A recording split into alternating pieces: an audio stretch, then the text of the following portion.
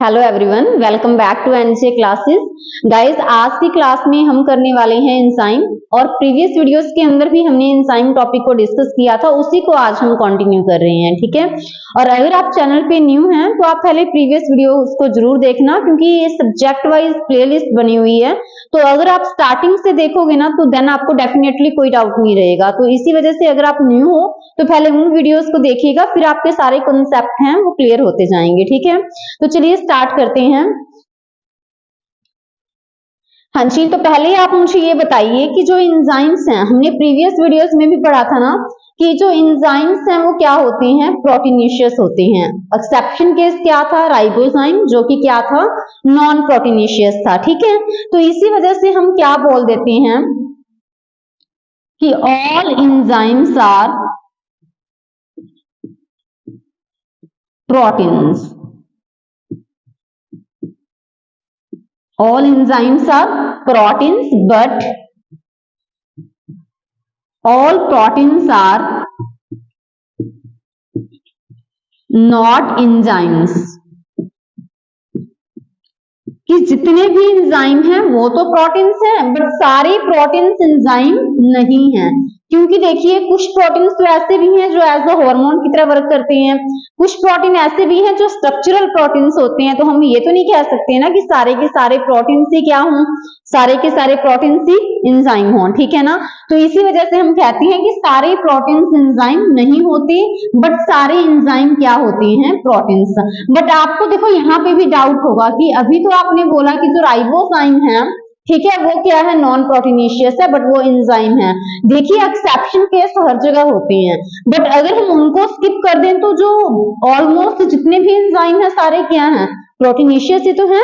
तो इसी वजह से हम कह देते हैं, जो ये स्टेटमेंट है इसको ध्यान रखना कि जितने भी एंजाइम हैं सारे प्रोटीनेशियस हैं, but all proteins are not enzyme. क्योंकि प्रोटीन्स के तो डिफरेंट डिफरेंट वर्क हैं, तो इसी वजह से हम नहीं कह सकते कि सारे प्रोटीन्स एंजाइम हैं। बट हाँ, एंजाइम क्या होंगे, मोस्टली प्रोटीनेशियस होते हैं। ठीक है, तो अभी आप इस चीज को देखिए कि जो एंजाइम्स होते हैं उनका कौन सा स्ट्रक्चर स्टेबल होता है, मींस वो किस स्ट्रक्चर के अंदर वो फंक्शनल होते हैं।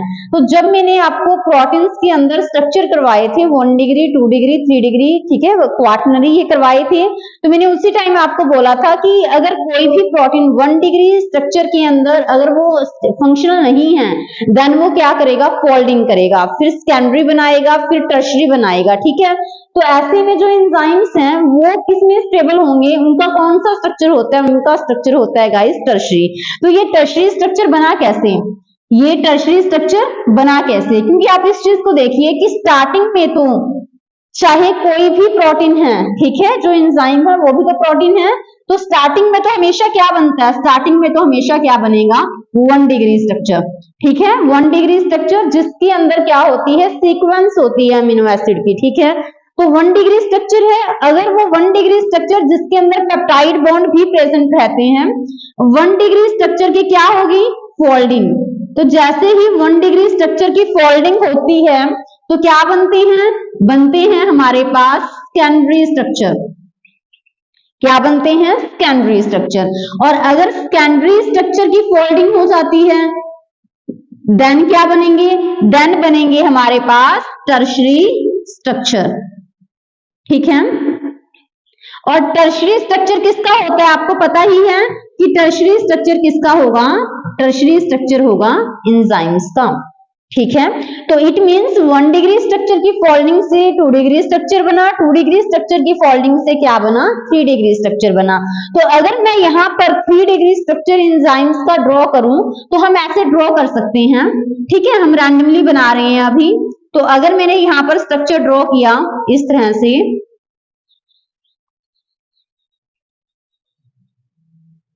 ठीक है, ये मैंने बना दिया, किसका स्ट्रक्चर बना दिया हमने, एंजाइम्स का। ठीक है, अभी मैं यहाँ पे जनरली फिलिंग कर देती हूँ सो दैट आपको क्लियर हो जाए जो हम क्रिवाइसिस यहाँ पे बनाना चाह रहे हैं।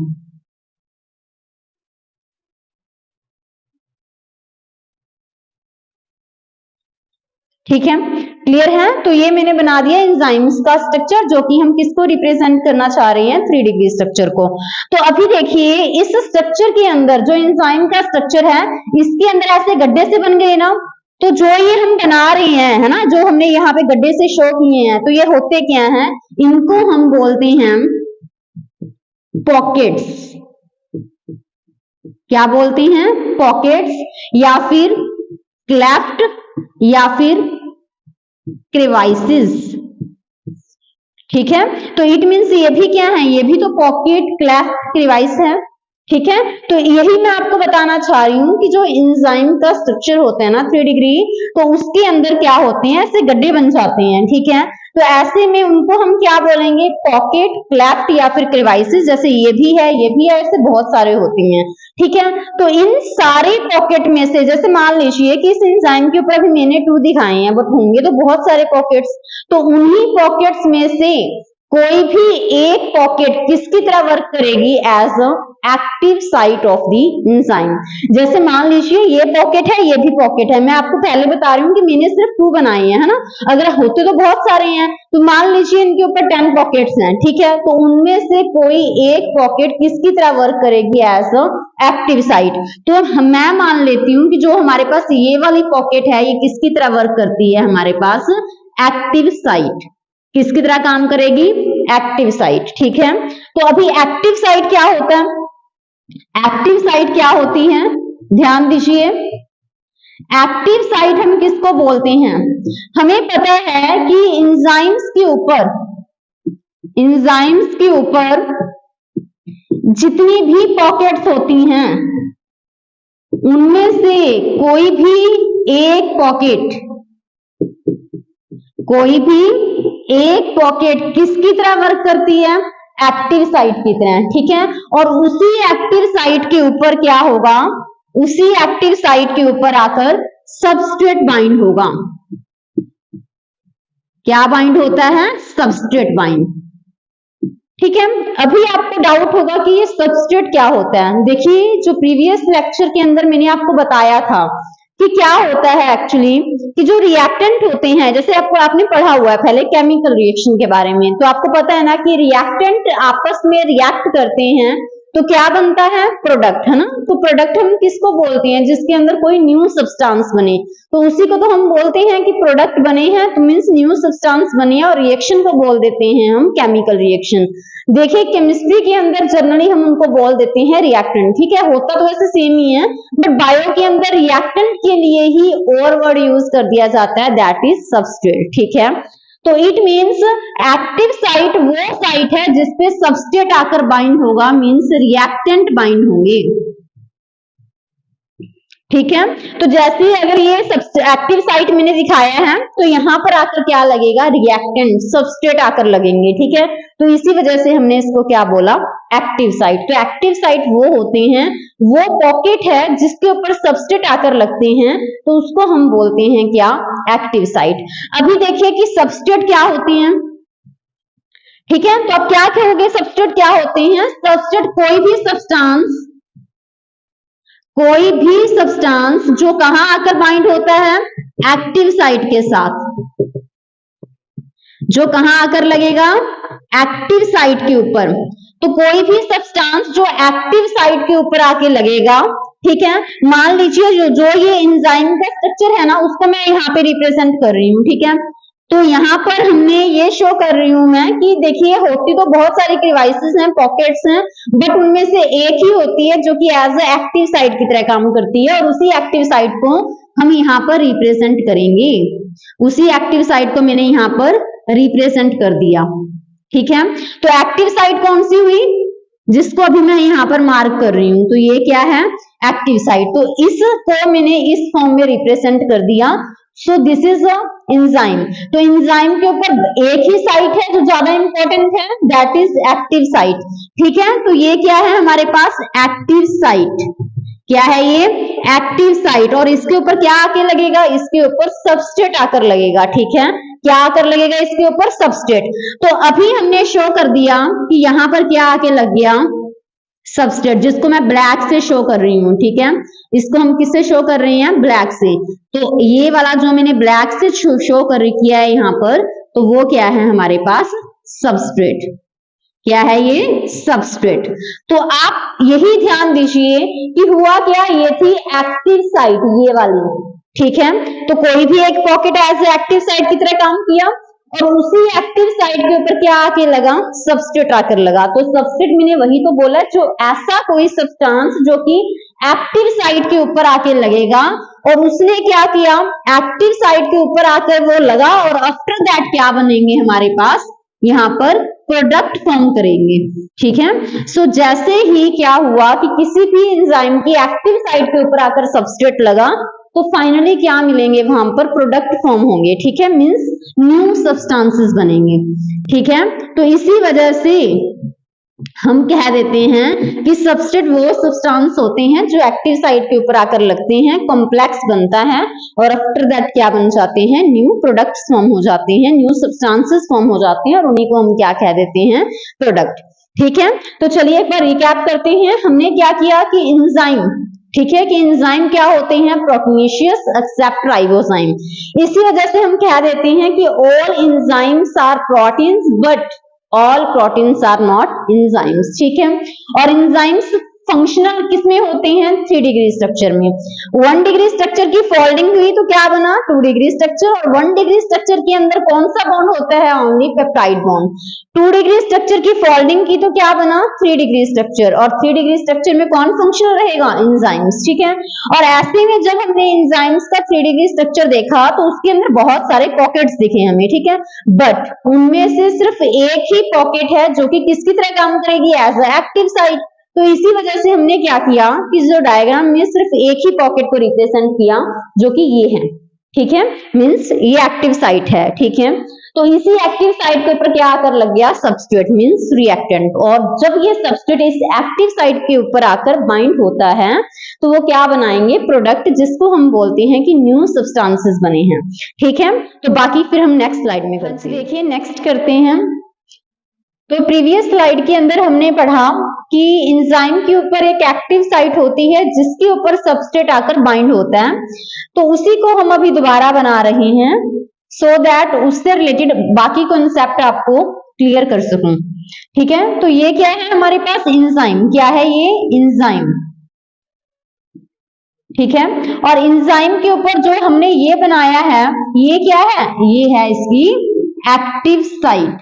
क्या है ये एंजाइम की एक्टिव साइट, ठीक है। और इस एक्टिव साइट के ऊपर क्या आकर लगेगा, सबस्ट्रेट। तो अभी आपके माइंड में होगा कि क्या कोई भी सबस्ट्रेट आकर यहाँ पे बाइंड हो जाएगा, नहीं, ओनली पार्टिकुलर जो है, जैसे मान लीजिए मैंने यहाँ पे दिखाया, जैसे ये वाला सबस्ट्रेट आकर यहाँ पे बाइंड हो गया, ठीक है, ये वाला सबस्ट्रेट आकर यहाँ पे बाइंड हो गया, क्लियर। तो जो हमने यहाँ पे ब्लैक कलर से दिखाया है, ये क्या है हमारे पास, सबस्ट्रेट। क्या है ये, सबस्ट्रेट, ठीक है। तो क्या कोई भी सबस्ट्रेट आकर यहाँ पे लग जाएगा, नहीं लगेगा। बिल्कुल हम कह सकते हैं कि कोई भी ऐसा सबस्ट्रेट जिसकी पार्टिकुलर शेप होगी, जैसे यहाँ पे जो सबस्ट्रेट है वो इस एक्टिव साइट पे आकर लग गया, तो क्या अगर कोई ऐसा सबस्ट्रेट होता, क्या वो लग पाता, बिल्कुल नहीं लगता। तो इट मीन्स हम ये कह सकते हैं कि एक्टिव साइट पे सबस्ट्रेट आकर बाइंड होंगे, नो डाउट, बट एक पार्टिकुलर टाइप का सबस्ट्रेट ही क्या लगेगा, इस एक्टिव साइट पर आकर बाइंड हो पाएगा। तभी हम कह देते हैं कि जो एंजाइम्स होते हैं वो क्या होते हैं, स्पेसिफिक होते हैं, ठीक है। इसका मतलब है कि ऐसा नहीं है कि कोई भी सबस्ट्रेट आया और इस साइट पे आकर बाइंड हो गया, सिर्फ और सिर्फ पार्टिकुलर टाइप के सबस्ट्रेट ही आकर यहाँ पर फिक्स हो पाएंगे, ठीक है। इसी वजह से कहा जाता है कि जो एंजाइम्स होते हैं वो क्या होते हैं, स्पेसिफिक होते हैं, क्लियर। अभी देखिए कि जैसे ही एक्टिव साइट के ऊपर क्या आकर लग गया, सबस्ट्रेट, तो आफ्टर दैट क्या बनेंगे, प्रोडक्ट बनेंगे, ठीक है। तो अभी हम रिप्रेजेंट कर रहे हैं कि इस एक्टिव साइट के ऊपर जो सबस्ट्रेट लगा था वहां पर क्या हुए, चेंज हुए, और आफ्टर चेंज वहां पर क्या बन गए, प्रोडक्ट बन गए। और उस प्रोडक्ट को मैं अभी दिखा रही हूं यहाँ पर ब्लू से, ठीक है। और ये क्या बन गए, यहाँ पर प्रोडक्ट बन गए, ठीक है। और ये क्या है, प्रोडक्ट है, तो ये प्रोडक्ट यहाँ से सेपरेट हो जाएगा, क्यों? क्योंकि यहाँ पे फिट हो ही नहीं सकता वो, ठीक है। तो जब ये प्रोडक्ट बना तो ये सब्स्टिट्यूट था, मींस रिएक्टेंट, और यहाँ पर क्या बने हैं? प्रोडक्ट। तो अभी आप बताइए, क्या जो यहाँ पर प्रोडक्ट बना है, क्या वो न्यू सब्सटेंस नहीं होगा? होगा ना, वो एक नया सब्सटेंस है। और जब भी कोई नया सब्सटेंस बना है तो इट मींस वहां पर कुछ ना कुछ तो चेंज हुआ है ना। तो आप इस चीज को ध्यान दीजिए कि जब भी कोई भी एंजाइम सबस्ट्रेट से प्रोडक्ट बनाएगा तो वहां पर चेंज तो होगा ही, ठीक है ना। और वो चेंज है, वो फिजिकल चेंज भी हो सकते हैं और वो चेंज केमिकल चेंज भी हो सकते हैं। वो चेंज फिजिकल चेंज भी हो सकते हैं और वो चेंज केमिकल चेंज भी हो सकते हैं, ठीक है। और अभी आप मुझे बताइए कि जब यहाँ पर सबस्ट्रेट से क्या बना? प्रोडक्ट बना, तो बताइए किस टाइप का चेंज है ये? तो अभी आप देख सकते हो कि जो यहाँ पर चेंज हुआ है ना, यहाँ पर किस चीज में चेंज हुआ है? देखिए, जो सबस्ट्रेट की शेप इस तरह से थी और प्रोडक्ट की शेप इस तरह से है, आप इस चीज को देख सकते हो। तो क्या यहाँ पर शेप चेंज नहीं हुई? हुई है ना। तो अगर किसी भी एंजाइमेटिक रिएक्शन के अंदर, जिसके अंदर एंजाइम का यूज हुआ है ना, अगर वहां पे क्या हुई हो? शेप चेंज हुई है। तो अगर वहां पर शेप चेंज हुई है तो उसको भी हम क्या कहेंगे कि वहां पर चेंज हुआ है। तो वो किस टाइप का चेंज है? फिजिकल चेंज, ठीक है। वहां पर फेज भी चेंज हो सकता है। फेज चेंज होने का मतलब है कि वहां पर स्टेट चेंज होगी। स्टेट चेंज होने का मतलब है कि जैसे कोई सॉलिड है उससे लिक्विड बन गया, इस तरह से स्टेट का चेंज होना है ना। सॉलिड, लिक्विड, गैस, ये सब स्टेट है। और अगर वहां पर स्टेट चेंज हुई है तो हम कहेंगे कि फेज चेंज हुआ है, तो इट मींस वो फिजिकल चेंज है। ये तो देखो आप केमिस्ट्री में भी पढ़ते हो कि अगर कोई फेज स्टेट चेंज होता है तो वो फिजिकल चेंज है। शेप चेंज हुई है तो वो भी क्या है? फिजिकल चेंज है। बट आप यहाँ पर देख सकते हो कि प्रोडक्ट बने हैं, न्यू सब्सटेंसेस बने हैं। अगर नया सब्सटेंस बना है तो इट मींस कहीं ना कहीं तो वहां पर जो ओल्ड बॉन्ड है वो क्या हुए होंगे? ब्रेक हुए होंगे। और न्यू बॉन्ड है वहां पर फॉर्म हुए होंगे। क्योंकि जब भी कोई नया सब्सटेंस बनता है तो पुराने बॉन्ड को तोड़ा जाता है ना, और न्यू बॉन्ड बनते हैं। तो इसी वजह से अगर वहां पर पुराने बॉन्ड ब्रेक हुए हैं, न्यू बॉन्ड बने हैं, तो हम क्या कहेंगे कि वहां पर बॉन्ड बन रहे हैं ना, और पुराने बॉन्ड टूट रहे हैं ना, तो इट मींस वहां पर बॉन्ड चेंज हुए हैं। तो इसी वजह से वहां पर कैसा चेंज होगा? केमिकल चेंज भी होगा। तो आप इस चीज को भी ध्यान रखना कि जब सबस्ट्रेट से प्रोडक्ट बनते हैं तो एट दैट टाइम जो चेंज है वो फिजिकल चेंज भी हो सकता है और जो चेंज है वो केमिकल चेंज भी हो सकता है, ठीक है। अभी आप इस चीज को नोट कीजिए कि जब भी सबस्ट्रेट से क्या बनते हैं? प्रोडक्ट बनते हैं। सबस्ट्रेट आपको क्या बताया था मैंने?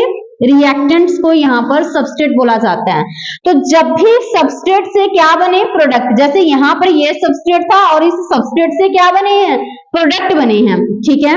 तो जब इस सबस्ट्रेट से प्रोडक्ट बने हैं, बने किसकी हेल्प से है ये भी बताइए? इस एंजाइम की हेल्प से, ठीक है। तो ऐसी रिएक्शन जिनके अंदर एंजाइम की हेल्प से क्या होता है? सबस्ट्रेट से प्रोडक्ट बनते हैं। और अगर हम ये देखें कि पर यूनिट टाइम के अंदर एंजाइम की हेल्प से कितने सबस्ट्रेट से कितने प्रोडक्ट बने, अगर हम ये देखें तो उसको हम क्या कहते हैं? एंजाइम का टर्नओवर नंबर, ठीक है। तो टर्नओवर नंबर क्या होगा? Turnover number. तो टर्नओवर नंबर होता क्या है? टर्नओवर नंबर के अंदर हम ये देखते हैं कि पर यूनिट टाइम के अंदर कितने प्रोडक्ट बने हैं। किससे बनेंगे? सबस्ट्रेट से, रिएक्टेंट से। तो हम कह सकते हैं कि number of products formed per unit time. तो पर यूनिट टाइम के अंदर कितने प्रोडक्ट बने? किससे? सबस्ट्रेट से।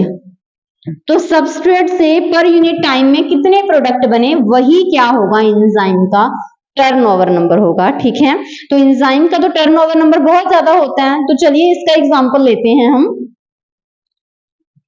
तो आप सभी ने ना ये रिएक्शन तो मतलब पढ़ी होगी कि CO2 है, ठीक है, that is carbon dioxide, water के साथ रिएक्शन करेंगे तो क्या होगा यहाँ पे, क्या बनेगा, H2CO3, क्या बनेगा यहाँ पर, H2CO3।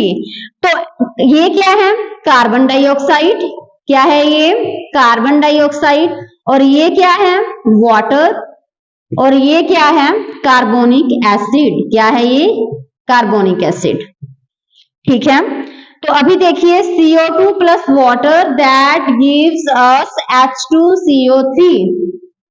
ठीक है, और ये जो रिएक्शन है ये फॉरवर्ड डायरेक्शन में तो होती है, ये बैकवर्ड डायरेक्शन में भी हो सकती है। ठीक है, और यहाँ पर जो ये रिएक्शन है ये किस एंजाइम का यहाँ पे यूज रहेगा गाइस, यहाँ पे यूज रहेगा कार्बोनिक एनहाइड्रेस,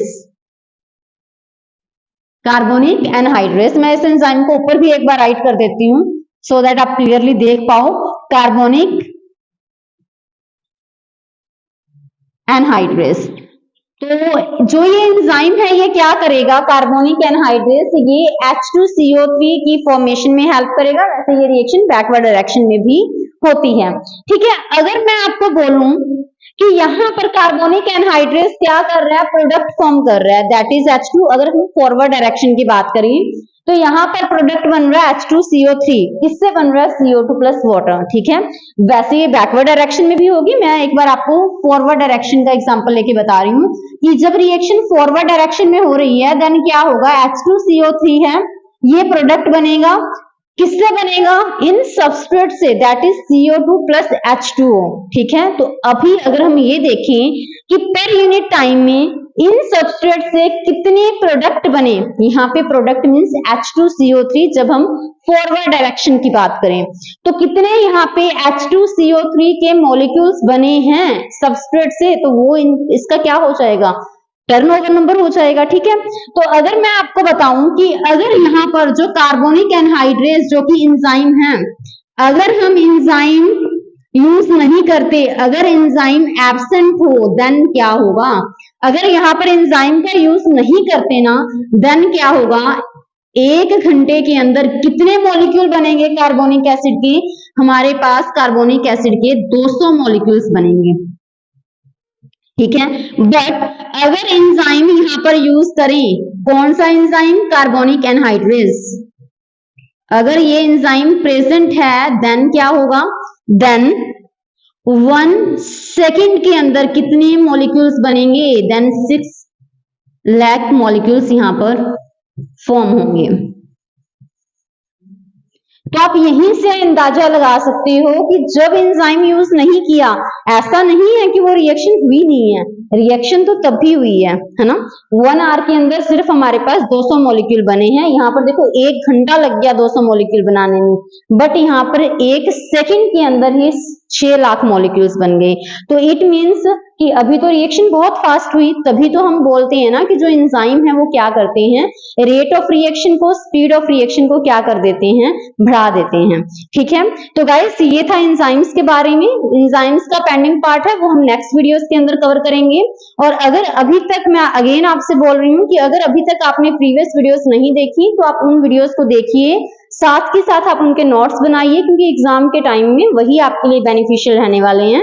और जो संडे को क्वेश्चन सीरीज आती है वो भी आप जरूर देखा कीजिए, क्योंकि थ्योरी देखो अच्छे से करो, मच बेटर है, बट आपको साथ में ये भी करना है कि जो क्वेश्चंस हैं वो भी अटेम्प्ट करने हैं, क्योंकि क्वेश्चन करने से ही कॉन्सेप्ट बिल्डअप होंगे आपके, है ना। थ्योरी पढ़ ली आपने, ठीक है, अच्छा है, बट वहां से जब क्वेश्चंस करते हो तो आप कॉन्सेप्ट को लिंक करना सीख जाओगे, है ना।